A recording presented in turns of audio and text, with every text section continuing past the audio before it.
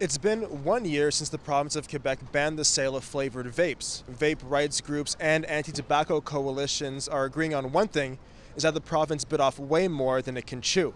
The province had banned the sale for flavored vapes, but anti-tobacco groups say they're still easy to find. They say the regulations aren't always enforced. Consumers will be alerted to the fact that it's like a fruity or banned flavor. There'll be an element of color, a little red band to remind people that it's cherry or strawberry, orange to remind them that it's mango, for example. Dukas says consumers can still order vapes online from outside Quebec, and that vapes are sent from Ontario and are ending up in select stores.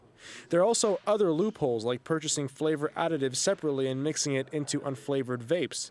She says regulations should be modified to not only target the product, but also the manufacturers and distributors. Who sells vapes, who's transporting vapes, all these kind of measures that we have for conventional tobacco, but we haven't modernized the framework to identify the key players in the industry in Quebec. Vape rights organizations say they saw this coming from a mile away.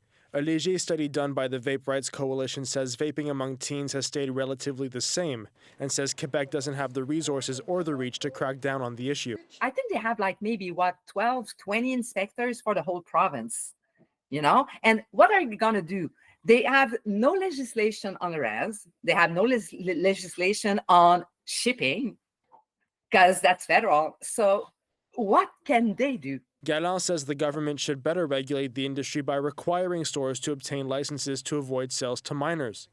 CBC News reached out to the health ministry, but we did not hear back in time for this report.